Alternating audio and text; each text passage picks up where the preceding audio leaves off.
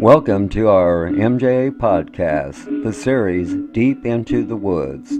This is Episode 1, Part 2, the Jason Dale Bolton story.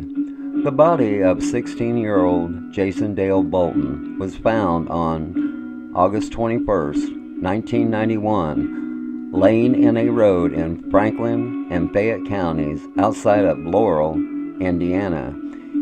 It appeared that his death was an accident. Eyewitness accounts state that Jason and Tiny Tim, after sitting on the bridge to smoke a joint, had passed out in the middle of the road after leaving a party walking.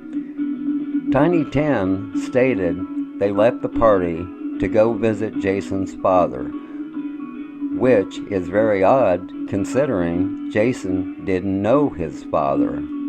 Eyewitness accounts state people leaving the party in a car ran over Jason as he laid in the road. But police statements claim that the driver of the car who ran over Jason wasn't alone, and he was driving from Indianapolis to his home in Laurel, Indiana.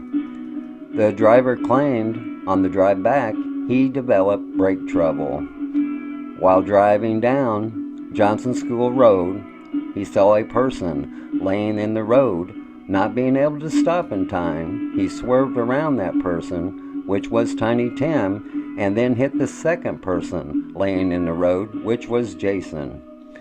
But if you carefully read the statements given, and after MJA done a reenactment of the accident, it's just not possible that the events happened the way they claimed.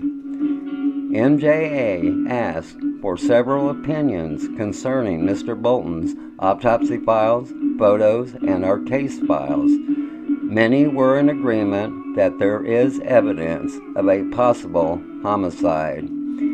If it is a homicide, that means Mr. Bolton was killed at the party or after the party, and the killers tried to cover up the murder by making it look like an accident.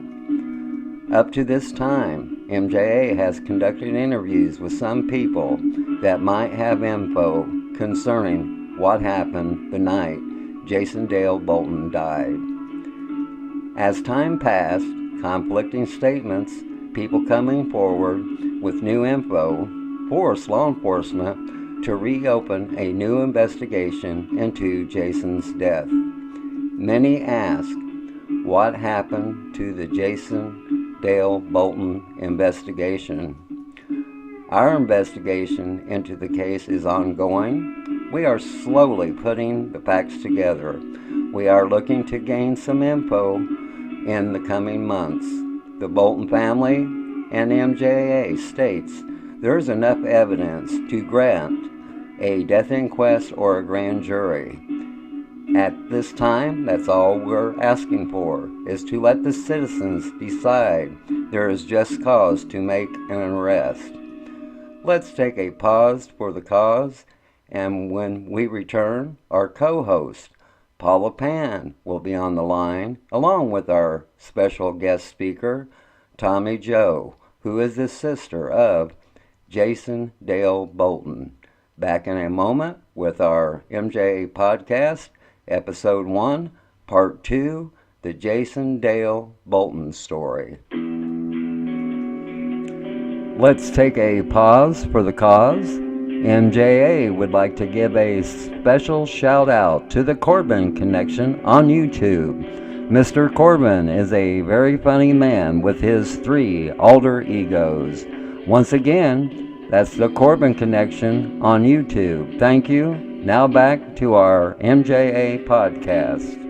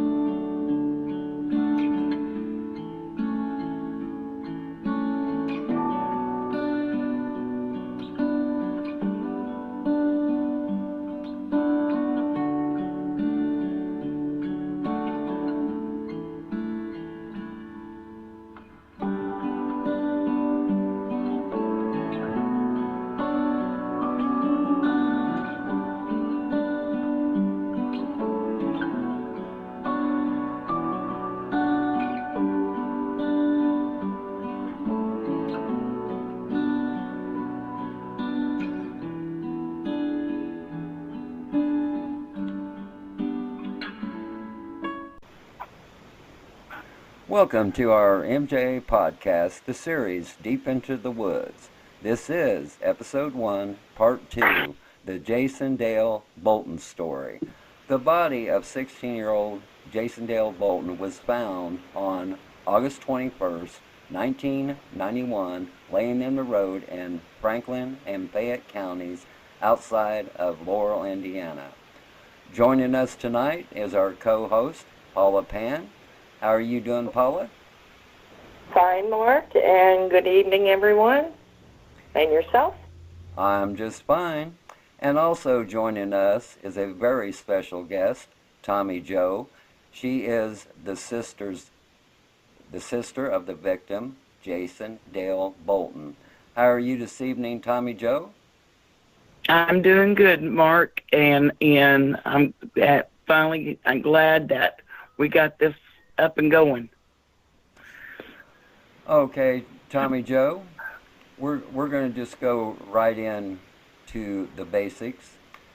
Your brother was found on August 21st, 1991, laying in the road in Franklin and Fayette counties outside of Laurel, Indiana.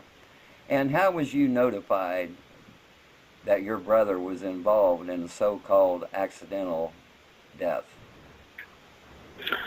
Well, me and my husband now was laying in bed. The phone rang, and it was my ex-husband telling me my brother was dead in the road, and they were scooping him up right there, right now. That's how I found out. And at first look, it appeared it was an accident, with eyewitness accounts that Jason and Tiny Tim had passed out in the middle of the road after leaving a party walking. Eyewitness accounts states people leaving the party in a car ran over Jason as he laid in the road. But police statements claim that the driver of the car who ran over Jason wasn't alone, and he was driving from Indianapolis to his home in Laurel, Indiana. The driver claimed on the drive back he developed brake trouble. While driving down Johnson School Road, he saw a person laying in the road, not being able to stop in time. He swerved around that person, which was Tiny Tim, and he hit the second person laying in the road, which was Jason. But if you carefully read the statements given, it's just not possible that the events happened the way they claim. Now, Tomi Jo, is this your understanding of the police reports and the witness accounts at this time? Yes. And as time passed, conflicting statements and people coming forward with new info forced law enforcement to reopen a new investigation into Jason's death. Many ask what happened to the Jason Dale Bolton investigation. And Paula, just from what you've heard, what do you think about this case?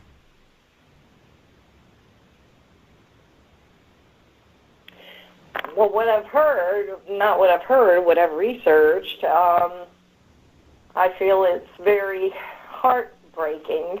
Here we are approximately 27 years later reviewing the case files of Jason and the alleged atrocities that were committed against him. My gut intuition tells me, from the information that I was able to review, taking into consideration that Timothy Percival is now deceased, it's going to be pretty hard. It's going to be pretty hard because, regrettably, he was, according to the different reports, he was the only on-site witness that conceivably held the key to perhaps solving Jason's murder. But he himself is now deceased, so I have my thoughts on this. Do you want me to continue what my thoughts are? Yes, go ahead. Okay.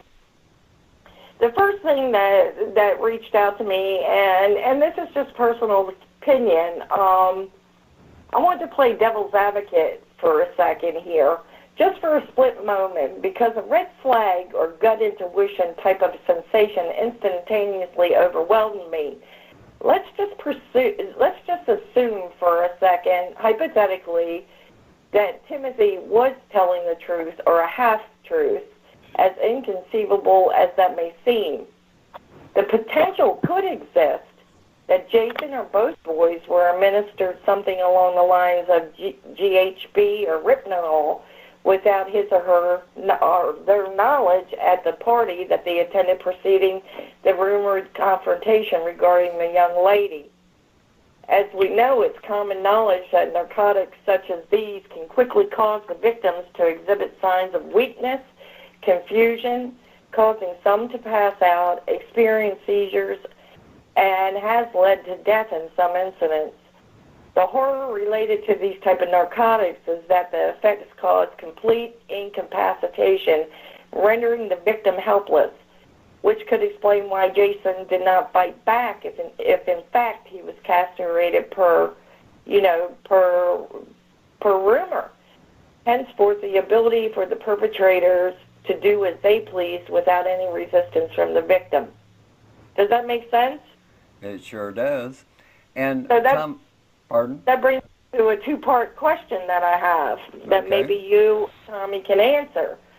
So that brings me to this two-part question that I really want to ask. How much time passed prior to an autopsy being performed on Jason? That's number one. And did the coroner run blood work on Jason specifically to see if any type of incapacitating substance was present in his system? You know, I could only hope this possibility was thoroughly considered during the coroner's examination process, and if not, I would want to know why and why not. Okay, Tommy Jo. Okay, Tommy Jo, and do you have an answer to those questions? Can she rephrase the first part? Okay, the question was, okay, how long after Jason was deceased did they carry out the autopsy? They didn't carry out no autopsy. The coroner said that it was obvious that the car killed him, and my grandma and my mom wouldn't let him do no autopsy after he said that because they didn't want their baby cut up. Okay, and was there a tox report? And we didn't know he was already cut up. And was there a tox report that revealed what kind of chemicals was in his system? The only thing that was in his system was a small trace of THC and alcohol. There was the THC in his system didn't even show up, and I know he would have had THC in his system because THC stays in your system at least 30 days. And see, that brings that. Go on, Terry. Well, THC by itself would not cause him or the other individual to pass out, as what is being relayed in the report. I was just wondering because Ripnol and other incapacitating narcotics like that, that's why they're called a date rape drug. You know, they're quick in, quick out. I think what is it? The longest, the latent is like 74 hours. And that one, I'm not saying in any shape or way or manner that this is what occurred, but it was just like a red flag went up. What would cause two young individuals to pass out right there on the road? Well, if they were, slipped something like that after the confrontation about the young lady, that potentially could be something that needed to be something that needed to be looked into further. Okay, Paula, would it interest you to know there's witness statements that claim that Jason smoked one joint and drank 2 beers in a 3.5 hour span before him and Tiny Tim left the party. Now, Right. with the tox report that was done by the medical examiner, doesn't that kind of contradict the witness statements? Yeah, it does. The other thing, well, potentially it could. Um, like I'm saying, though, is if the coroner wasn't specifically looking for this rape drug, that's what I'm trying to find out. Did he do a whole full panel on the young man, or was it just specific for alcohol and marijuana? I mean, we're talking, 27 years ago, approximately, and Retinol and the date rape drugs, even though they were just coming into fruition, even though they've always been there. It was just during that time frame that they were becoming more prevalent. So that's what I was wondering, if he was drinking a beer, anybody could have popped, one right into his beer and he would have never known it. So that was just a red flag that, if this young man was telling the truth, they both passed out like that. I'm not saying that this is just this was just a thought that I had that just out of the blue, it hit me like a lightning bolt. Did they test for that? And that's all I wanted to know. And what was very interesting to me was I have a copy of the hand sketch drawing by the first officer on the scene. And off to the right of the drawing, there's a little circle, and in the circle, it's written down testicles. Okay, I looked at every which way, up, down, sideways, because I didn't think I was reading it right. Okay, after I looked at the photos of him being on the medical examiner's table, two things stuck out to me. There was not enough injuries on Mr. Bolton to have been ran over by a vehicle going approximately 45 to 55 miles per hour. Okay, another thing that struck out to me was most of the blood was in his groin area. So I go back to the sketch, and then I look at it, and then I look at the photo again. Well, it came to me that he was castrated. Okay, Right. I talked to experts. I said, is there any way these testicles could have ended up 30 feet away from the body in a ditch? And they told me, no, that couldn't have happened being ran over by the car. For a simple fact, they couldn't have flew out of his shirt. They couldn't have flew out of his pants. And so that means that those testicles was taken off his body before he was ran over and thrown in the ditch. Now, Well, see, okay. go ahead. I'm sorry. Go ahead. Well, that's where I'm getting at. There is no way, conceivable way, that this poor young man would have fought back tooth and nail if somebody were cutting his testicles off, and he was, I read where someone stated that the theory is he passed out from blood loss, from the pain and the blood loss. But and I thought he would have defensive wounds all over him from trying to fight back. And that's not the case, correct? Right. That's not the case. No defensive wounds whatsoever. Exactly. So how could they have done this while he was still alive? The only logical explanation, and I'm not saying, the only thinking logically would be that they incapacitated him somehow. Like I said, my first reaction was drugs. Or, it's just inconceivable to me. It's like almost animalistic And then another question that I had, you were telling, what injuries he sustained during the alleged car going over his body. Were there tire marks on his? Was there any type of tire marks on his body? Was there anything to even indicate that a car actually went over his body?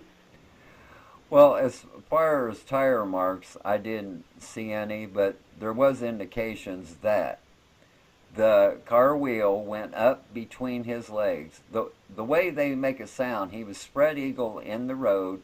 The tire of the car went up between his legs and over his chest and so on. But once again, the only injury where you could see actually being ran over by a vehicle is in his chest area. And okay. There's not many injuries to the head or not much blood loss to the head. Now, Tomi Jo, when was the first time you realized that your brother's body had been mutilated as far as castration? When did you first learn this? 10 years later, when the coroner handed me the pictures and handed me the picture of his little testicle and told me the car did that. And he actually... Go ahead, Paula. Did she say 10 years later? Yes. Yeah.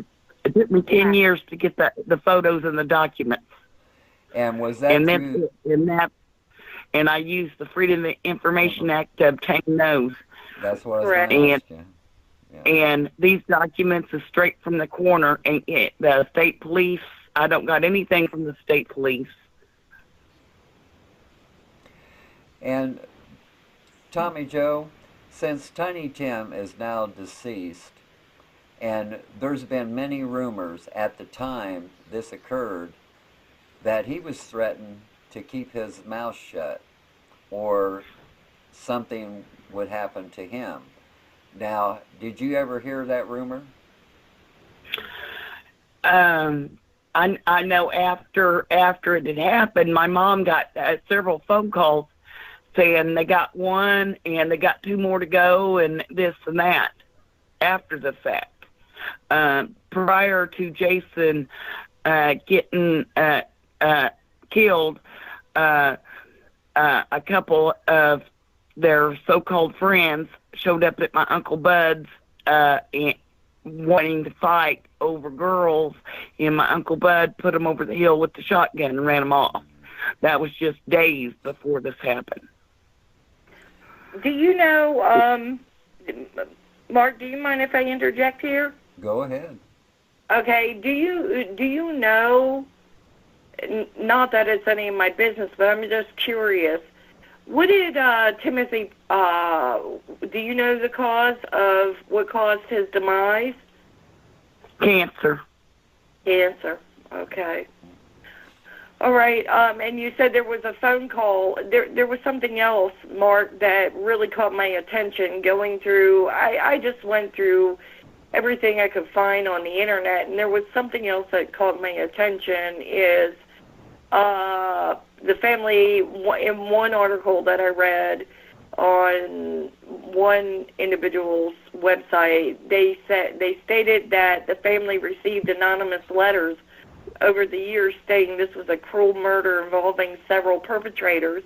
Is that true, Tomi? Yes. Okay. So then, regarding the anonymous letters received pertaining to Jason's death, I'm certain that it was quite upsetting to you as a family. But I want to say that I was intrigued by this, hands down, so I took the opportunity to dig a little bit further into individuals that take action such as this. And what I discovered is it takes a unique type of person to go to those extremes. I'm of the opinion that whoever is responsible for composing letters has a sense of overconfidence that they will never be exposed. The one question that I had is, are you still receiving those letters? No. When did they stop?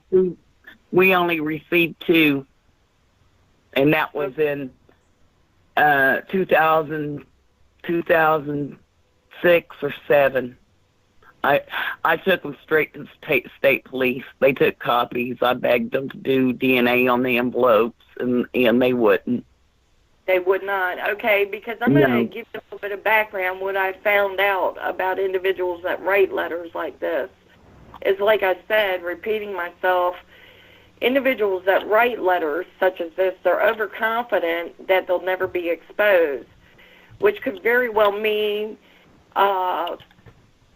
that could be true decades ago, but the safety net of anonymity has been removed with the advancement in forensic science. The probability has increased that the identity of the writer can potentially be discovered, but you just told me they weren't even willing to do anything with it, which I feel is absolutely ludicrous. Especially in today's society after 9/11, the Postmaster General, they have a very, very set standard as far as being able to track back even up to a time that the letter was mailed, that the potential existed that they could have potentially went back and looked at security videos of who exactly mailed that. Here's some clues about individuals that write those type of letters, and I'm reading this. I took the time to go look at different professional government and what their feelings are on people that write letters such as what you received. The manner or the tone in which the letters are written can be a valuable clue as to if the writer is attempting to provide important information that they feel obligated to give but are unable to do so face to face. So what was the tone of the letters? Were they threatening? Were they sincere? What was the tone? What was the manner in which they were written? They weren't threatening. They weren't written?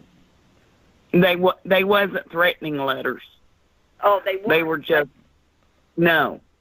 factual letters.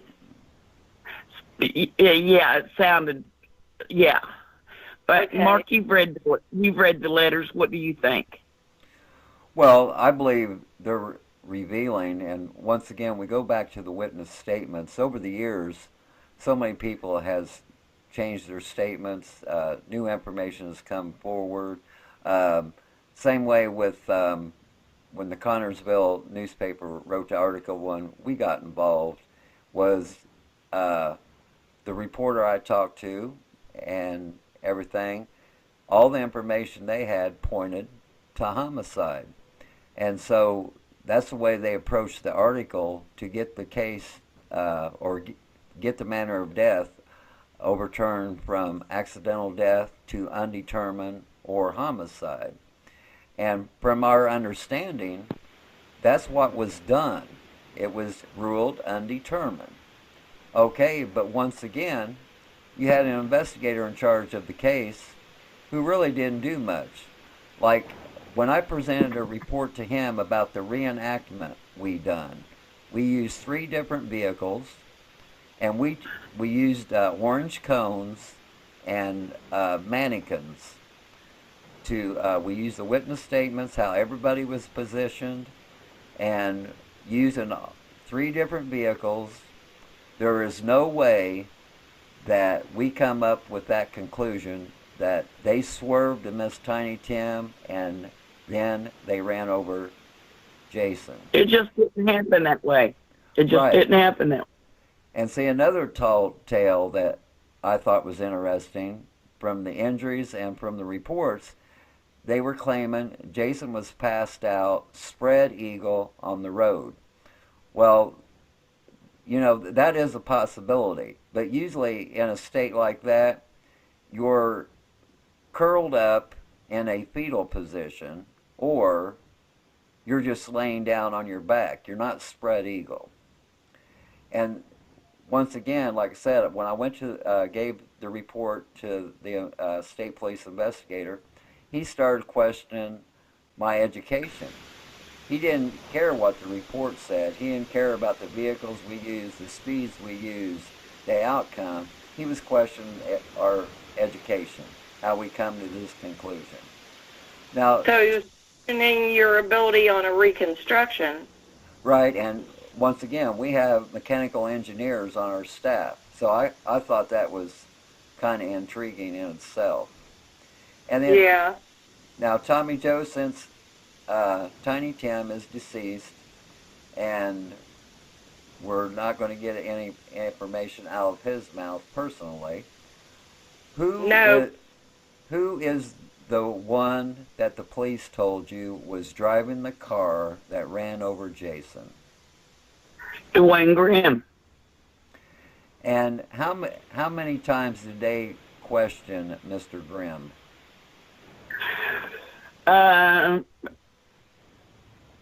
They had his car up on the rack 3 different times.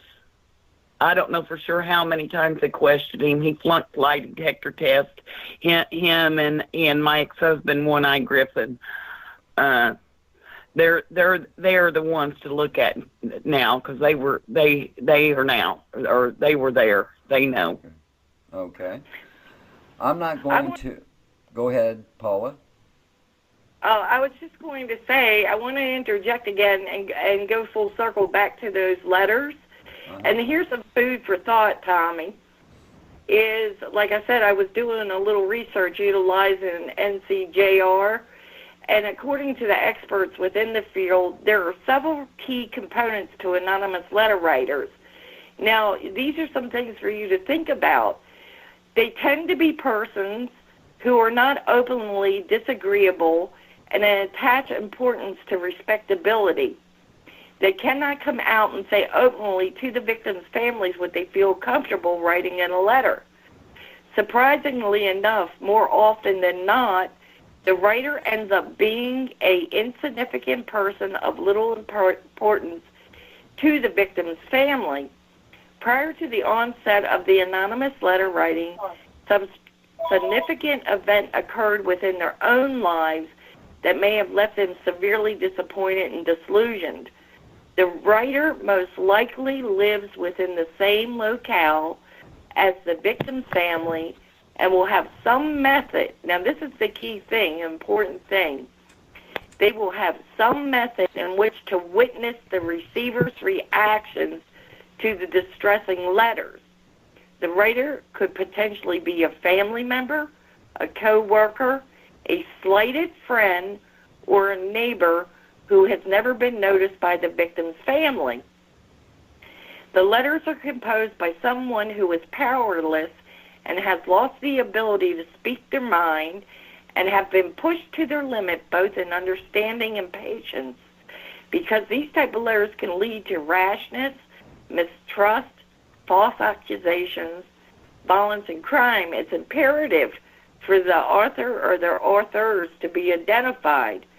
So my question is, why didn't law enforcement, not that I'm belittling them, they should know this. They should know that if they can find the writer, they may be able to scrutinize this person more to what knowledge they hold. Does that make sense, what I'm trying to say here? Yes, it sure does. Yes. Yeah. So with DNA, with technology being the way it is, do you still have the letters?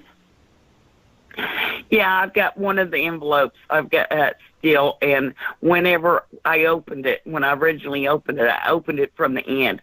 It's still sealed together. Yeah, because certainly I'm of the thought, and I don't know, maybe Mark, you feel differently, that the potential exists that they can pull DNA from the underside of the envelope or the stamp. If they didn't, unless they utilized gloves, some type of way of not leaving any evidence behind, they may be able to pick up DNA. You know how prevalent DNA is these days. Yes. Well, that is my contention exactly, that, yes, anything pertaining to the letters should be tested just in case, because I will tell you, some of the people involved in this investigation, they're not the brightest of the bunch, if you know what I mean. So it wouldn't surprise me if somebody actually did lick the stamp and lick the paste to seal the envelope. That wouldn't surprise me at all. It wouldn't surprise me either. It wouldn't surprise me either. And especially, this would be such an easy thing, especially if the individuals are unscrupulous and have had run-ins with the law, you know, or have been incarcerated before. That's an automatic collection of DNA these days. So, you know, I mean, if you find the letter writer, it may lead you to the truth, you know. And whoever is, I actually even thought, is it a parent? Is it a family member of one of the individuals, the alleged persons of interest? Is it a relative that is aware of what occurred through, you know, just hearsay that they're sitting around discussing it amongst themselves, and they're just sitting quietly by, and they're saying, oh no, I can't let this, you know, go. I'm really stuck on that one too, as to why it's mind-boggling to me in this day and age why they would not process that envelope, you know, the envelope. When I first got the envelope and the letter in the envelope, that's what I thought. I thought, this is it. We'll take this up here and give it to the investigator, and it won't be long. We'll know. We'll know something. But no, they made a copy of the letter and sent that in the envelope back home with me. They weren't even interested. Well, Mark, you might have to entertain the idea of taking that letter and that envelope back up there and raising a little cane, you know. Well, that's, like I said, the reason we want to get this story out there is because this case is moving forward, and we need to get all of our ducks in a row, and that includes all evidence pertaining to this investigation, whether they believe it's accidental death or not. It needs to be looked over. And one of the main red flags about all this is we gained information a few years back that Jason interrupted a rape. There was 2 male brothers involved and a female. And Jason was going down the hallway to the restroom. He seen a door was ajar, and he heard some commotion, and he looked in and found these 2 individuals trying to rape this female. So Jason intervened, and he made sure the female got out of the room safely, and then that's when him and Tiny Tim took off walking from all eyewitness statements. But the lack of blood on the road where he was ran over tells me that it's possible that as soon as Jason left the house, that's when the assault on his body took place. And then he was transported to the road in question, and then, like I said, his testicles was discarded in the ditch approximately 30 feet away from his body. And his... Pardon? And his pants and his undergarments were up and intact? Yes. Even after being ran over with the tire going in between his legs, his jeans wasn't ripped or anything. So this was staged. So yeah. your assumption is this was staged. It was staged. It was definitely staged. Okay, so if that were the case, if that is indeed the case, and there was a minute amount of blood at the scene, is that what you're saying? Right? Yes, there wasn't enough blood at the scene to where somebody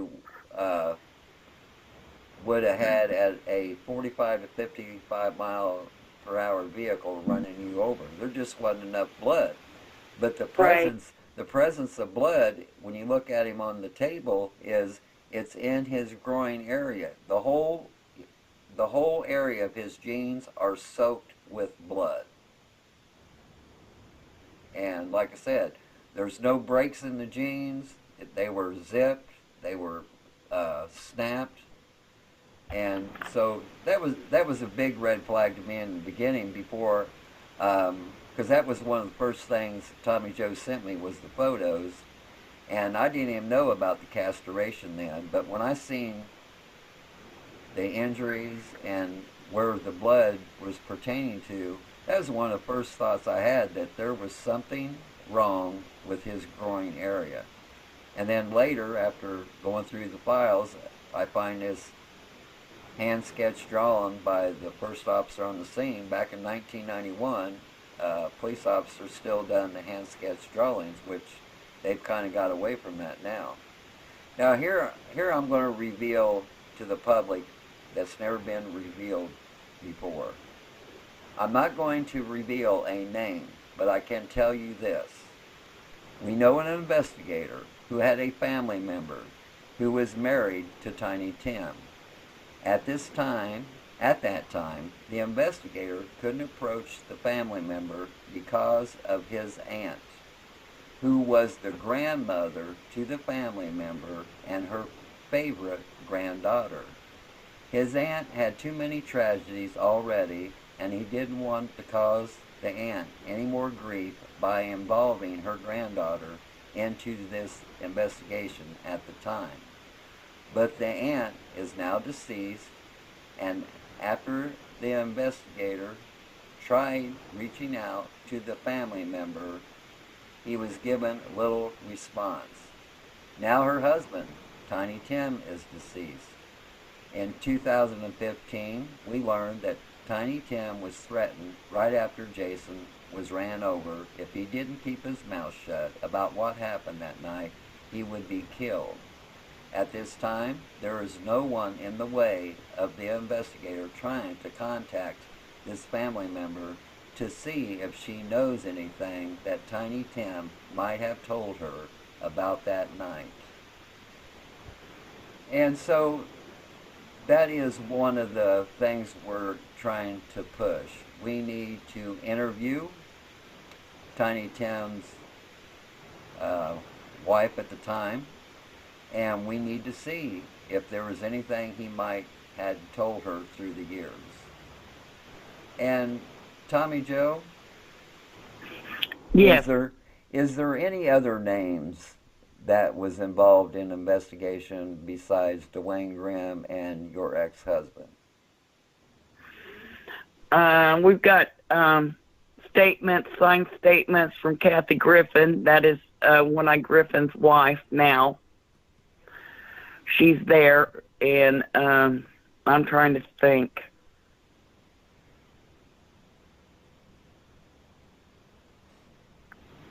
At least Kathy Griffin and One Eye Jimmy. Okay. And MJA asked for several opinions concerning Mr. Bolton's photos on the medical examiner's table, and after they read all the evidence, they revealed to us that we were probably looking at a homicide, and they presented their evidence to why they believe it was a homicide. And if it was a homicide, that means Mr. Bolton was killed at the party or after the party, and the killers tried to cover up the murder by making it look like a car accident. Right. And Tomi Jo? Yes. Is there Yes, Mark. is there anyone else that you know of that was in the vehicle Dwayne Grimm was driving that night? The only ones that I know of being in the vehicle was Dwayne Grimm and possibly One Eye Griffin. And would it surprise you to know that there's 3 police statements, one from Dwayne Grimm and 2 from other individuals who said they were in the car when this took place? Would that surprise you? Yeah, because I don't know about that. There's some things I have not seen because state police won't let me see them. Okay, once again, we go back, okay, about police withholding information. If it was ruled an accidental death, okay, there is no reason for law enforcement to withhold any information from you because it wouldn't be considered an ongoing investigation. So with them withholding information, do you think there were some people in the law enforcement agency believe that maybe it wasn't an accidental death? I believe there's some law enforcement officers that believe that it wasn't an accident. And Paula, is there any other comments you would like to make? I'm sitting here and I'm listening to this, and I'm still mulling over in my head what you stated about there being very little blood at the scene. And I just looked up on forensic science, not that I'm in any way, shape, or form a forensic scientist, but the question that came to mind is, the second the heart stops beating, this creates a few key conditions. First, your blood stops flowing and begins to pull and settle wherever it is in your body. So you're saying there was very little blood there, so that sure points to me, that sure indicates the potential that he was already deceased when they laid him out on that road. You know, if very little blood flow. Yes, and that's what I'm saying.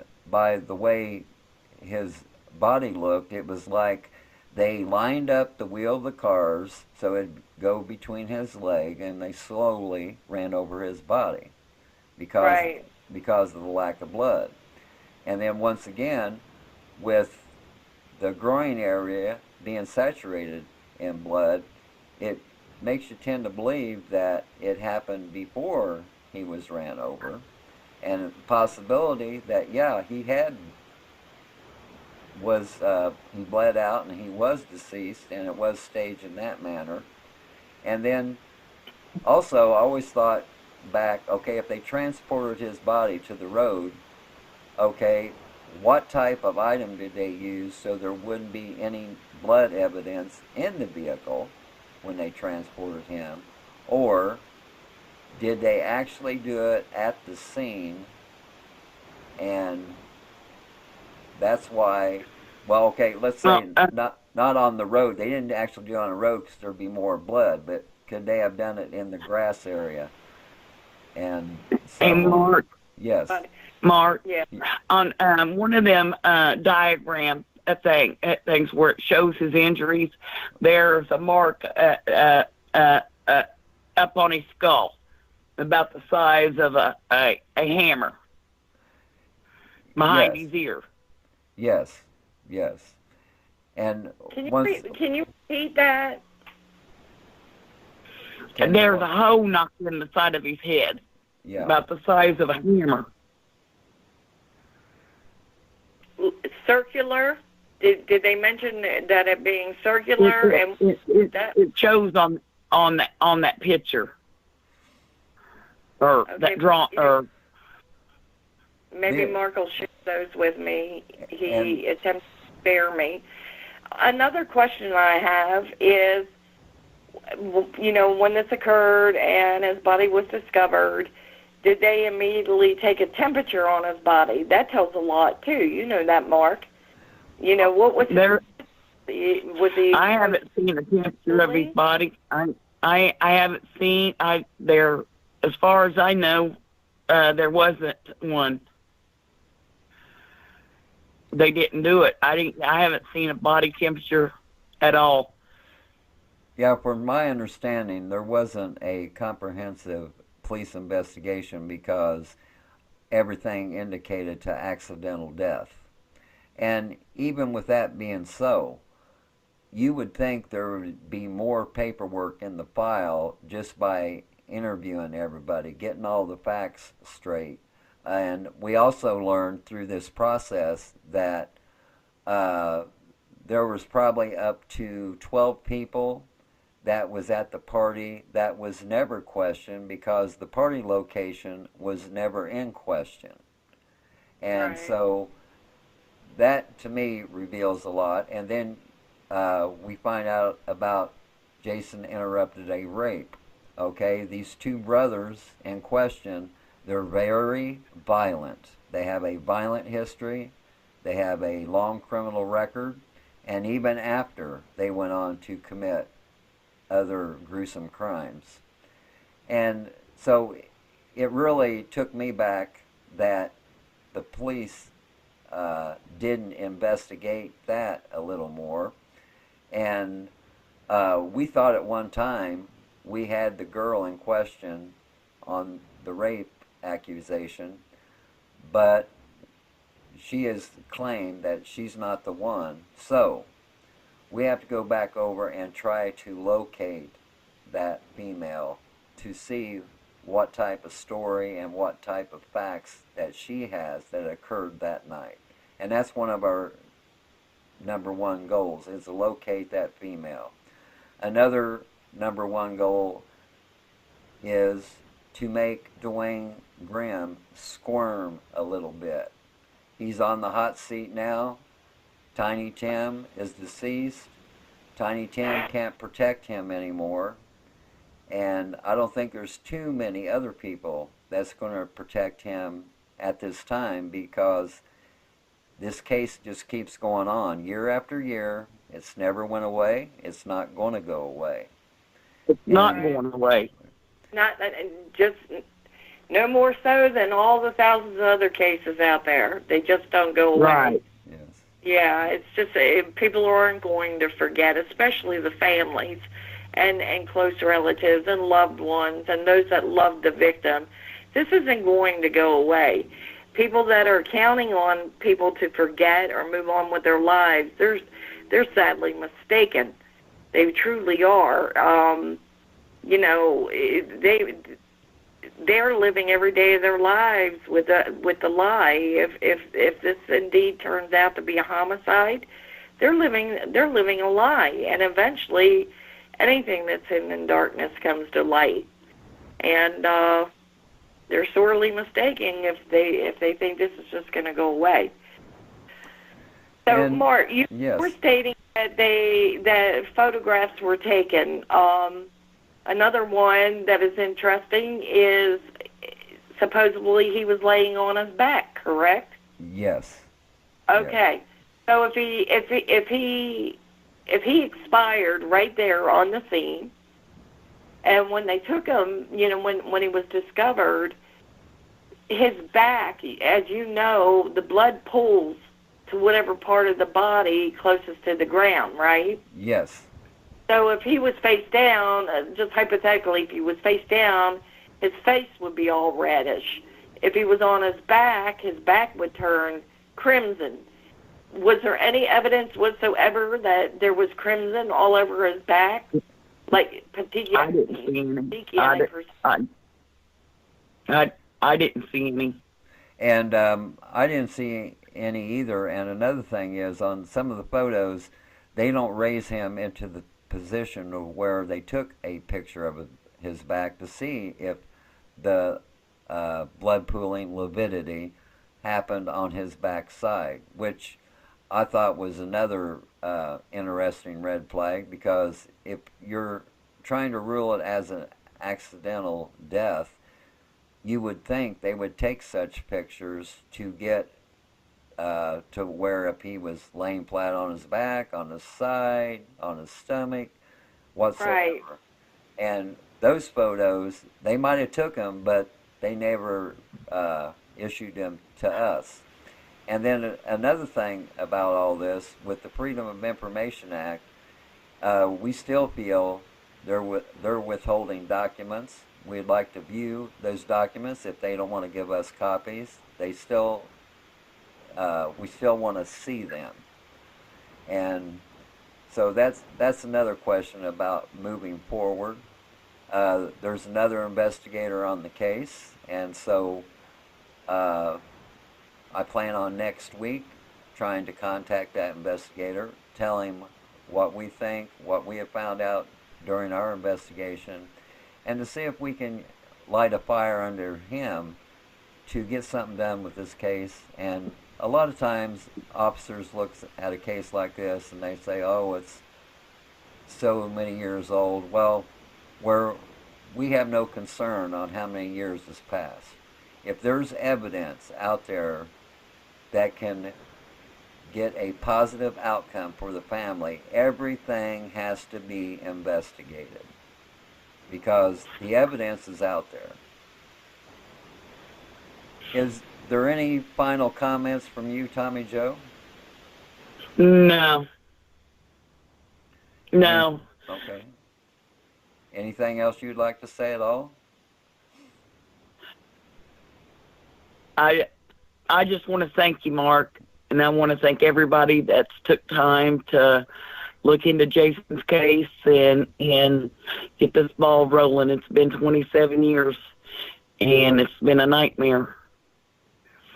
And 27 years later, you know, this happened with Jason 27 years ago. 2016, I lost my son. Yes. Oh, I'm sorry to hear that.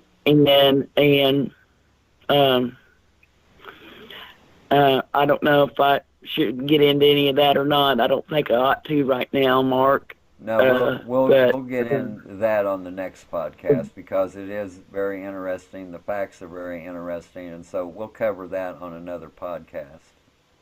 Okay. Because, like I said, we're not done, Tomi Jo. We're not done by a long shot. No, we're not.